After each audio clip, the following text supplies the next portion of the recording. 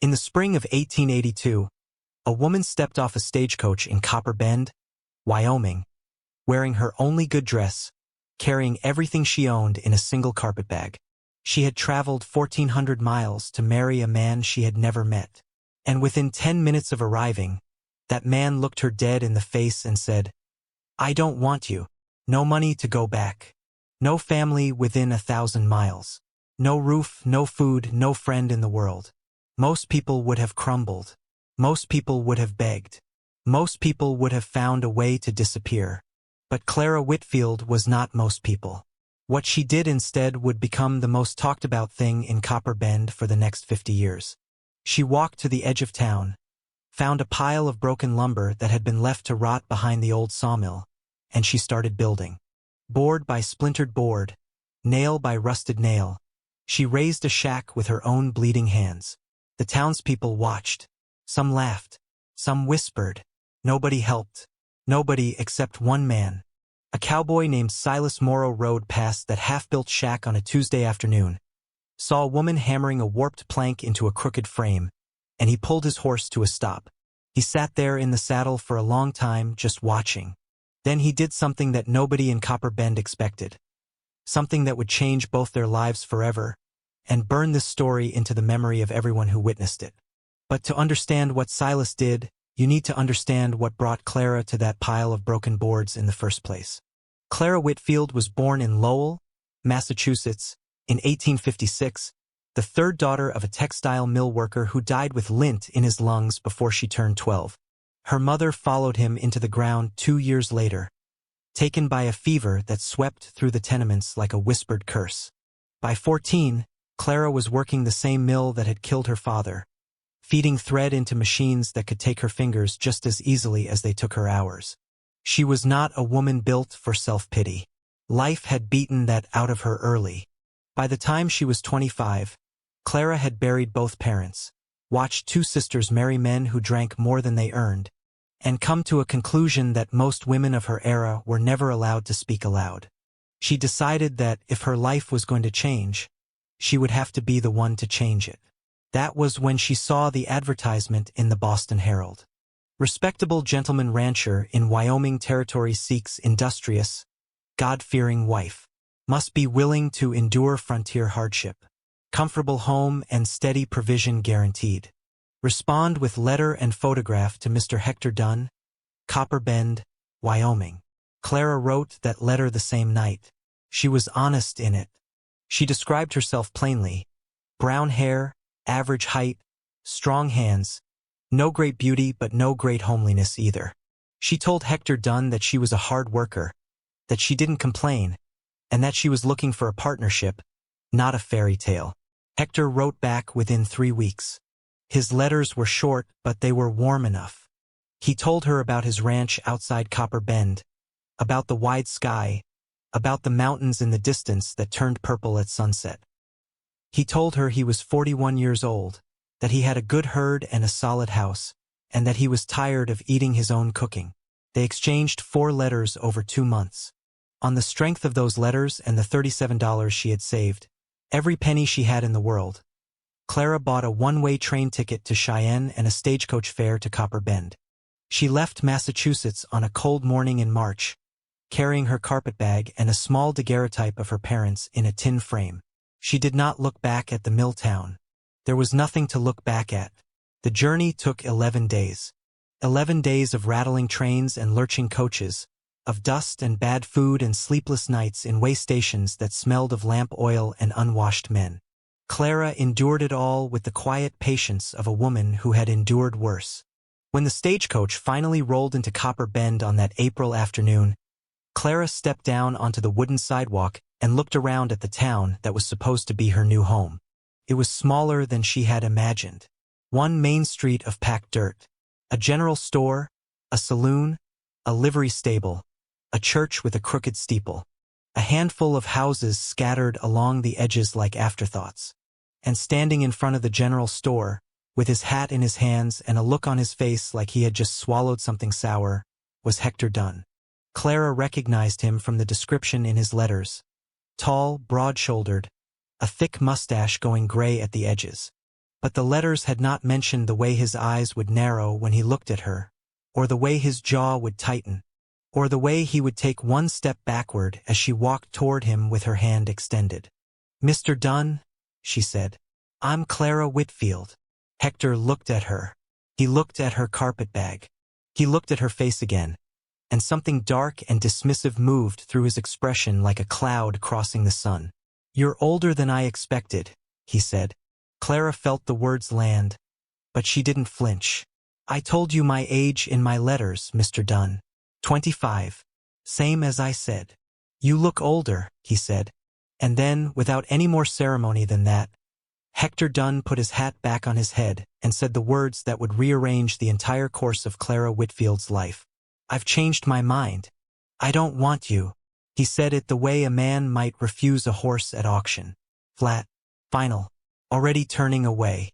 Clara stood there on the sidewalk with her carpetbag in her hand and the dust of 1,400 miles still on her hem, and she watched the man who was supposed to be her husband walk away from her without a backward glance.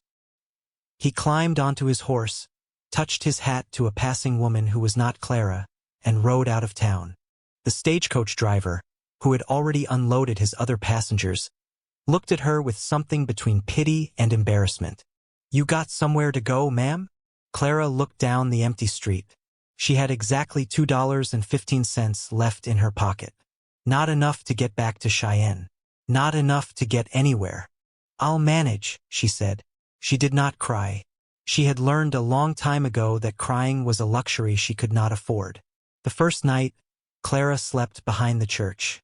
She found a spot between the back wall and a stack of firewood where the wind couldn't reach her, and she curled up with her carpetbag under her head and her shawl pulled tight around her shoulders. The ground was cold. The sky above was so thick with stars that it looked like someone had scattered crushed glass across black velvet. In Massachusetts, she had never seen stars like that. She lay there looking up at them and thought about what she was going to do. Going back east was impossible.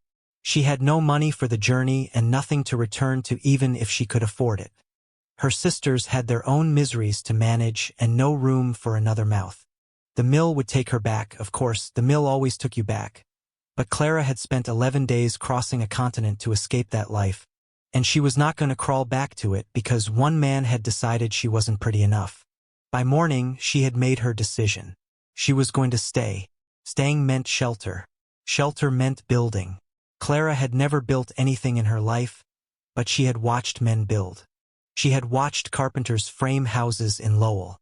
She had watched her father repair the roof of their tenement with scraps of wood and determination.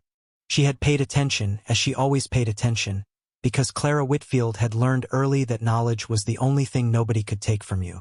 Behind the old sawmill at the edge of town, she found what she was looking for. A pile of broken boards, warped planks, and discarded lumber that the mill owner had left to rot, because they weren't worth the trouble of hauling away. Mixed in with the wood were bent nails, a few rusted hinges, and a cracked window frame with half its glass still intact. Clara spent that entire first day hauling wood. She carried boards 1 and 2 at a time, dragging them across the scrubby ground to a flat patch of earth about 200 yards outside the town boundary, near a creek that still had water running through it. By the time the sun went down, her hands were raw and bleeding, splinters buried deep in her palms. Her back aching from hours of labor her body was not accustomed to. She didn't stop. The next morning, she began building. She had no hammer, so she used a heavy stone. She had no saw, so she broke boards to length by wedging them between rocks and stamping on them until they snapped. She straightened bent nails by pounding them against a flat stone, and she drove them into wood with a precision born not from skill but from sheer, grinding stubbornness. The people of Copper Bend noticed quickly. Martha Greer, who ran the boarding house, saw Clara dragging boards past her front porch and shook her head with the weary resignation of a woman who had seen too many frontier dreams collapse. "Poor thing," she murmured to her husband. "She won't last a week." Tom Paulson at the general store watched Clara come in on the second day to buy a box of nails with some of her remaining coins. He sold them to her without comment, but after she left, he turned to his clerk and said, That mail-order woman Hector sent back is building herself a shack out by the creek. I give it 3 days before she gives up. Even Reverend Hollis, who might have been expected to offer Christian charity, simply watched from his church window and decided that the situation would resolve itself. Women like that always found a way. They married someone else, or they moved on, or they simply disappeared. The frontier had a way of absorbing its failures quietly. Nobody offered to help, and Clara did not ask. By the end of the first week, the shack was beginning to take shape. It was rough. It was ugly. The walls leaned at angles that defied geometry, and the roof was a patchwork of mismatched boards with gaps wide enough to see the sky through. The door was a piece of planking hung on a single rusted hinge, and the cracked window let in almost as much wind as it kept out. But it was standing. It was hers. Clara had spent her last dollar on nails and a tin cup. She had no food except what she could find: wild onions growing along the creek bank, a few handfuls of berries from bushes she prayed were not poisonous. She drank creek water and ate what the land gave her, and she kept building. She added a sleeping platform made from the straightest boards she could find, raised off the ground to keep away from the mud and the insects. She patched the worst gaps in the walls with flattened pieces of bark. She built a fire ring outside the door from creek stones and taught herself to keep a fire going through the cold mountain nights. Her hands were a ruin. Every finger was swollen and cut. Her nails were cracked and black with grime. The fine dress she had worn off the stagecoach was now torn and stained beyond recognition. She looked nothing like the woman who had stepped into Copper Bend 9 days earlier. But her eyes were different. There was something in them that had not been there before. Not hope exactly. Something harder than hope. Something that looked like the first green shoot pushing through a crack in stone. It was on the 10th day, a Tuesday, with the shack mostly built and Clara on her knees trying to patch a gap in the north wall, that she heard the sound of a horse approaching and looked up to see a man she had never met sitting in his saddle at the edge of the clearing, watching her with an expression she could not read. His name was Silas Morrow, and the moment he saw her, everything began to change. Silas Morrow was not the kind of man who made himself known. He was 33 years old, lean and quiet, with sun-darkened skin and eyes the color of creek water in winter, gray-green and still. He had been working cattle in Wyoming Territory for 8 years, first for other men's ranches and then, slowly, building a small herd of his own on a piece of land he had claimed 12 miles north of Copper Bend. He lived alone. He preferred it that way. Silas had come to town that Tuesday for supplies: salt, coffee, ammunition, and a new cinch strap for his saddle. He had loaded his packhorse, exchanged fewer than 20 words with Tom Paulson at the general store, and turned for home. His route took him past the creek, and that was when he saw her. A woman on her knees in the dirt, hammering a board into place with a rock. A shack behind her that looked like a strong wind might flatten it. Hands that were visibly bleeding even from 30 feet away. Silas stopped his horse. He sat there for a long time, longer than was polite, watching her work. Clara felt his gaze and looked up, and for a moment they simply stared at each other across the clearing. The woman with the bloody hands and the cowboy on the horse, both of them perfectly still, like two animals encountering each other on an unfamiliar trail. "Ma'am," Silas said finally. Just that. A single word. Clara nodded. She did not speak. She had learned that speaking to strange men on the frontier invited complications she could not afford. Silas looked at the shack. He looked at the gaps in the walls, the listing roof, the crooked door. He looked at the pile of broken boards she had yet to use. And he looked at her hands, which were gripping the rock so tightly that fresh blood was seeping between her fingers. Then he did something that Clara did not expect. He dismounted, tied his horse to a scrub pine, walked to the pile of lumber and picked up a board. He examined it, turned it over, set it aside. He picked up another, then another, sorting through the pile with the practiced eye of a man who knew what would hold and what would break, what could bear weight and what was only good for kindling. He didn't say a word. He didn't ask permission. Clara watched him for a full minute, the rock still in her hand, her body tense with suspicion and exhaustion. "I didn't ask for help," she said.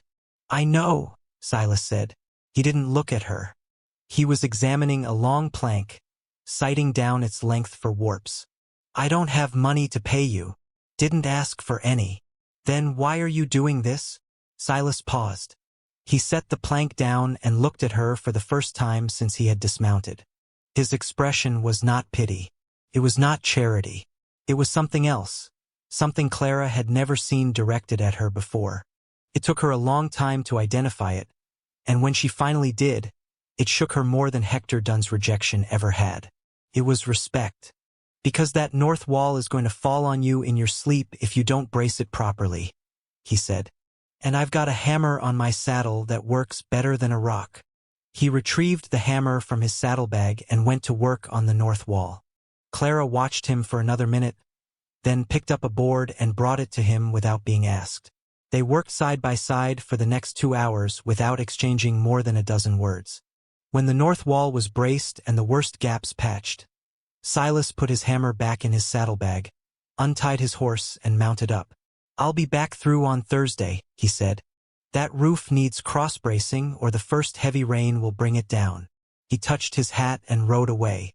Clara stood in the doorway of her shack and watched him go, the hammer-bruised boards of her walls standing straighter than they had before, and she felt something she had not allowed herself to feel in a very long time. She felt less alone. Silas came back on Thursday, as he had said he would. He brought the cross-bracing lumber with him, not scraps from the sawmill pile, but actual cut boards from his own small stock. He also brought a sack of flour, a tin of coffee, and a piece of salt pork wrapped in cloth. He set the food on the ground near the fire ring without comment. When Clara opened her mouth to protest, he said, It's extra. I bought too much at the store. It was a lie, and they both knew it, but Clara was hungry enough to accept it without argument. They worked together that whole afternoon. Silas showed her how to notch boards so they locked together, how to angle a roof to shed rain, how to shore up a foundation with packed stones. He was patient. He explained things once, clearly, and then let her do the work herself.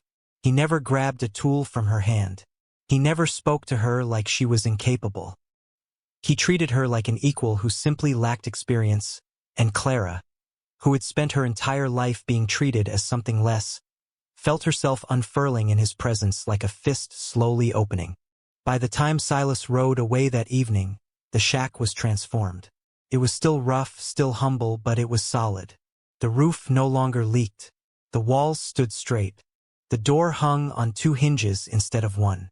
And Clara Whitfield, for the first time since she had arrived in Copper Bend, smiled.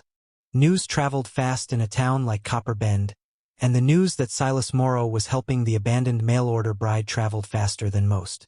Martha Greer mentioned it to the preacher's wife over a basket of laundry. The preacher's wife mentioned it to Tom Paulson's clerk. The clerk mentioned it to everyone who walked into the general store, which was essentially the entire town. Within a week, the story had been reshaped and embroidered into something that bore little resemblance to the truth. In the version that circulated through Copper Bend's parlors and porches, Silas Morrow had taken up with the cast-off bride, was building her a love nest by the creek, and the 2 of them were carrying on in a manner that would scandalize decent people if they knew the half of it. The truth, that Silas had spent a total of 6 hours helping a desperate woman make her shelter livable, and had exchanged fewer than 50 words with her in the process, was far less interesting than the fiction. Clara felt the shift in the town's attitude almost immediately. She had never been welcomed in Copper Bend, but she had at least been ignored. Now she was actively shunned. When she walked to the creek for water, women pulled their children inside. When she approached the general store to buy a candle with her last 15 cents, Tom Paulson's wife planted herself in the doorway and said, "We don't serve your kind here."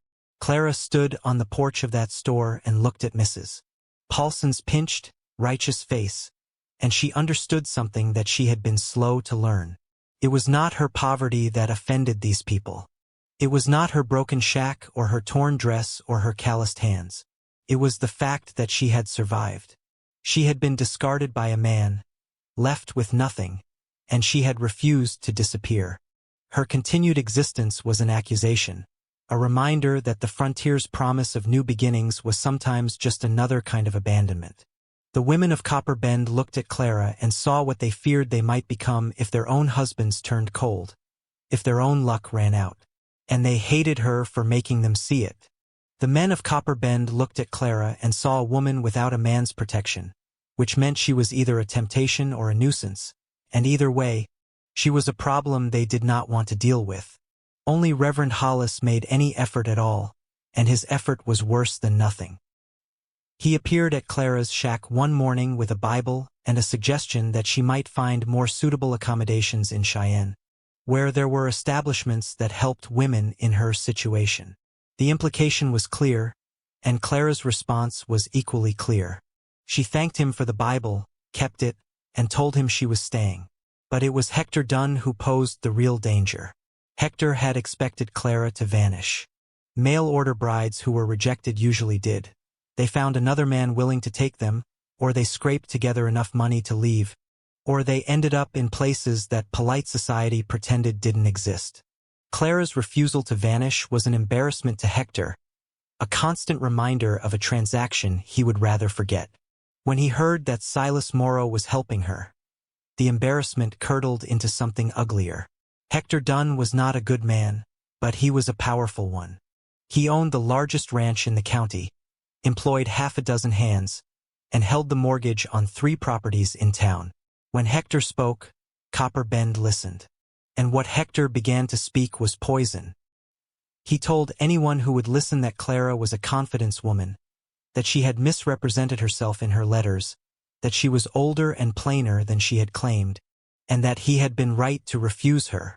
He suggested that her presence near the creek was a threat to the town's water supply and its moral character. He hinted that the shack she had built was on land that might belong to him, a claim that was almost certainly false but impossible for Clara to disprove. And when none of that was enough to drive her out, Hector went further.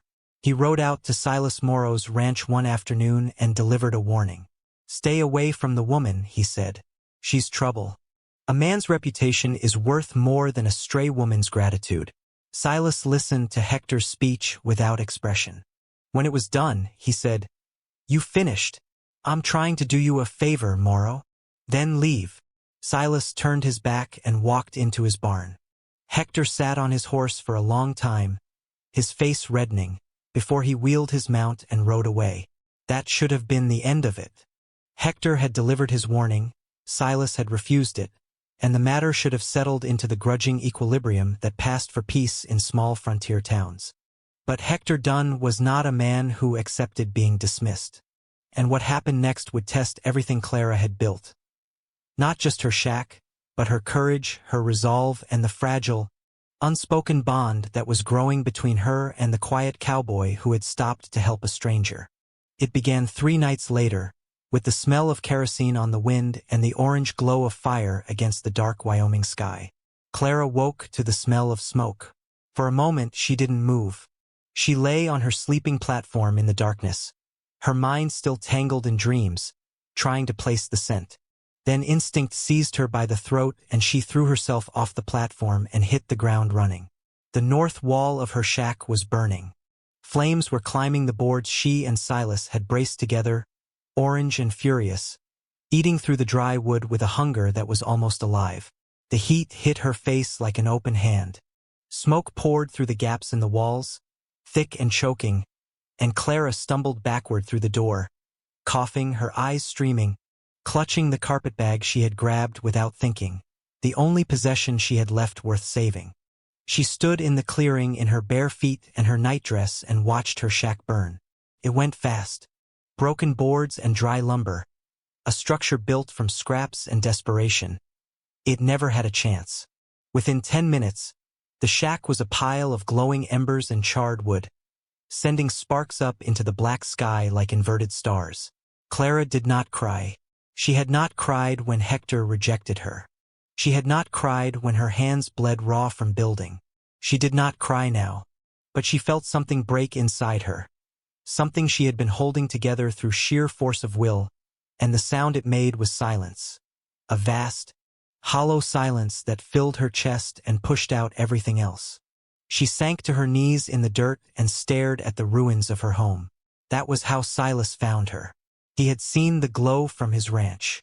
12 miles was a long way, but fire on the open plain was visible for 20, and Silas had saddled his horse and ridden hard through the darkness, guided by the diminishing orange smear on the horizon. When he reached the clearing, the fire was out, reduced to smoking wreckage, and Clara was kneeling in the dirt like a woman at prayer, her face lit by the dying embers. Clara! It was the first time he had used her name. She looked up at him. Her face was streaked with soot and her eyes were dry and empty. "It's gone," she said. Her voice was flat, drained of everything. All of it. Silas dismounted and walked to the edge of the wreckage. He crouched down and picked up a piece of charred board, turned it over and held it to his nose. His jaw tightened. "Kerosene," he said. Clara said nothing. "Someone set this fire," Silas said. He stood and looked at her, and in the faint glow of the embers, his eyes were harder than she had ever seen them. "Someone soaked these boards with kerosene and lit a match." Clara knew who. She didn't say the name. She didn't have to. Silas walked a slow circle around the wreckage, reading the ground the way a man like him could. Boot prints in the soft earth near the creek. The track of a horse tied to a tree 50 yards away.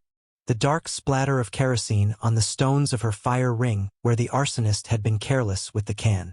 "Two men," Silas said quietly, "came from the south, one heavier than the other."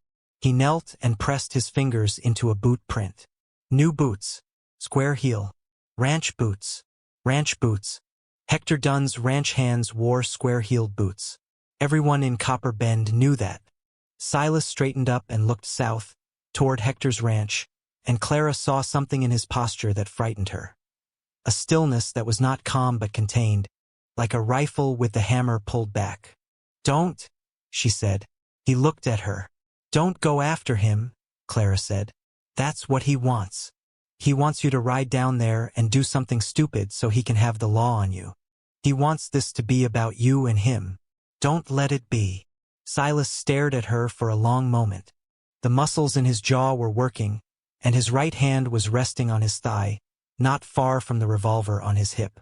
Clara could see the war inside him, the part that wanted justice fighting the part that knew she was right.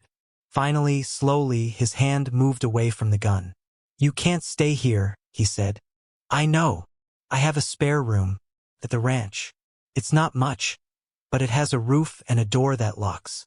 Clara looked at him. She thought about what the town would say. She thought about Martha Greer and Mrs. Paulson and the preacher's wife and all their wagging tongues.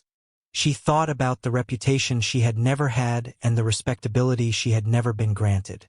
Then she thought about the kerosene on the wind and the orange glow of flames eating everything she had built, and she made her decision.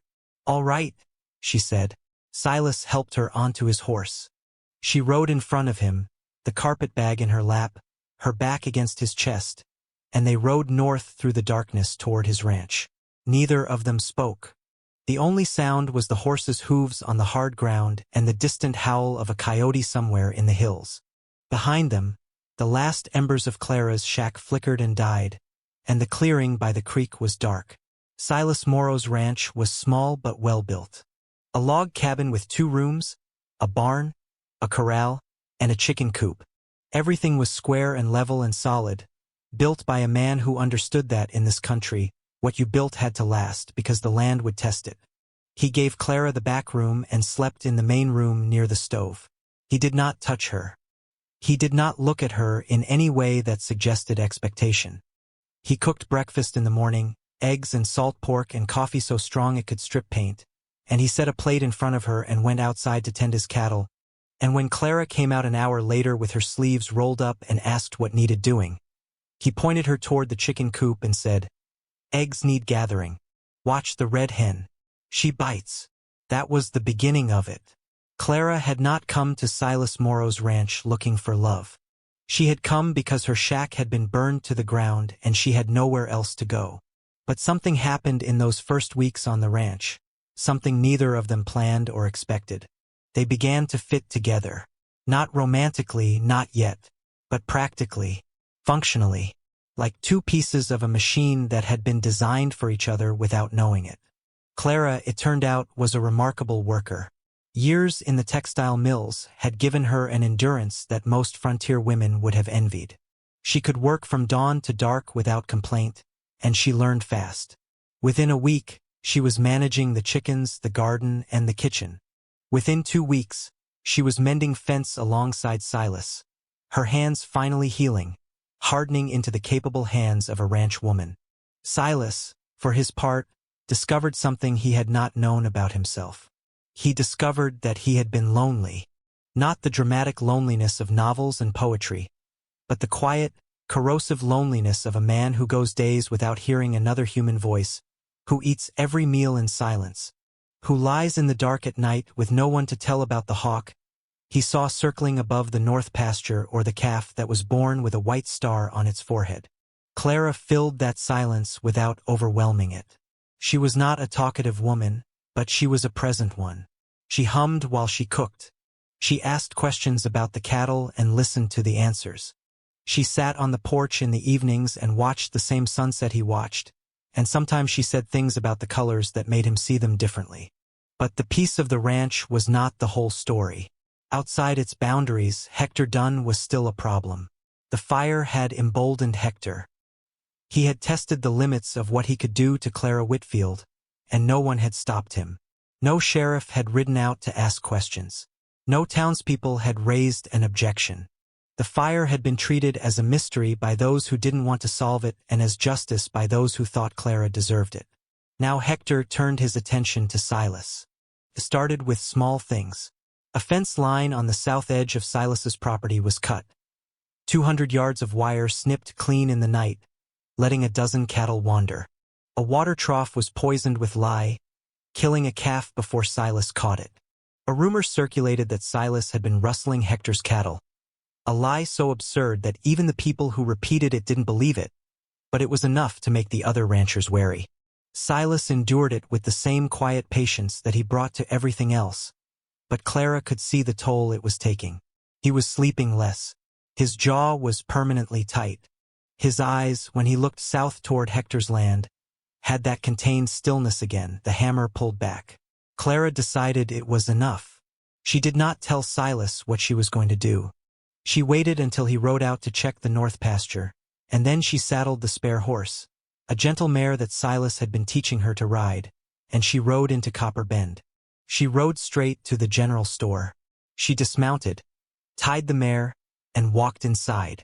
Tom Paulson looked up from behind the counter, and his face went through a sequence of emotions: surprise, discomfort, hostility, before settling on a wary neutrality. "I need to send a telegram," Clara said. She dictated the telegram to the clerk, who wrote it down with shaking hands and sent it to the territorial marshal's office in Cheyenne. The telegram described the burning of her shack, the kerosene evidence, the boot prints, the cut fences, the poisoned water trough. It named Hector Dunn. It requested an investigation. Then Clara walked out of the general store, mounted her horse, and rode home. The territorial marshal arrived in Copper Bend 11 days later. His name was Walter Briggs, and he was not the kind of man who could be bought or intimidated. He was a former Army officer with a bristling mustache, a direct gaze, and a profound disinterest in the social politics of small towns. He interviewed Clara. He interviewed Silas. He examined the burned site by the creek and found the kerosene stains still visible on the stones. He followed the boot prints, now faded but still readable to a trained eye. He questioned Hector Dunn's ranch hands separately and watched their stories contradict each other. Within 3 days, Marshal Briggs had what he needed. He arrested 2 of Hector's men for arson and criminal destruction of property. He delivered a formal warning to Hector Dunn himself, making it clear that any further harassment of Clara Whitfield or Silas Morrow would result in charges that could take his ranch, his freedom, and his reputation. Hector Dunn stood on his porch and watched the marshal ride away, and for the first time in his life, he understood what it felt like to be powerless. It was a lesson he would not forget. The arrest changed everything in Copper Bend. Not immediately. Small towns do not reverse themselves overnight, but slowly, like a river changing course. The people who had shunned Clara began to see her differently. Not as a discarded woman, not as a scandal, but as someone who had stood her ground when the ground itself was burning under her feet. Martha Greer left a basket of bread on Silas's porch with a note that said simply, "For the lady." Tom Paulson's wife, who had once blocked Clara from the general store, nodded to her on the street. A small gesture, but in Copper Bend, it was practically an embrace. And Silas Morrow, standing beside Clara on his porch on the evening after the marshal left, looked at the woman who had sent a telegram that he would never have thought to send, who had fought with words and law and courage instead of fists and guns, and he felt something shift in his chest like a key turning in a lock that had been closed for a very long time. "You saved this ranch," he said quietly. Clara shook her head. "I saved myself. The ranch was just nearby." Silas looked at her, and then, for the first time, he smiled. Silas Morrow asked Clara Whitfield to marry him on a Sunday morning in June, standing in the kitchen of his ranch house while she was frying eggs and he was pouring coffee. There was no ring. There was no kneeling. He simply set down the coffee pot and said, "I think you should stay, for good. If you'll have me." Clara looked at him across the kitchen. This quiet, steady man who had stopped his horse for a stranger, who had handed her a hammer instead of pity, who had given her a room with a door that locked and never once expected anything in return. "I'll have you," she said. They were married by Reverend Hollis the following Saturday, in the church with the crooked steeple, with half the town in attendance. Not because the town had earned the right to witness it, but because Clara Whitfield believed in grace, even for people who had shown her none. Hector Dunn was not invited. He sold his ranch the following year and moved to Montana. Nobody in Copper Bend missed him. Clara and Silas Morrow built that ranch together, board by board, season by season, year by year. They raised cattle and children and a reputation that became the standard by which Copper Bend measured decency for the next 3 generations. And if you ever find yourself in Wyoming, near a creek where a pile of charred stones still marks the spot where a shack once stood, remember this: sometimes the strongest thing a person can build isn't a house. It's the refusal to let the world decide what they're worth. If the story moved you, share it with someone who needs to hear it. Drop a comment below. I read every single one. And if you haven't already, subscribe, because next week's story is one you absolutely do not want to miss.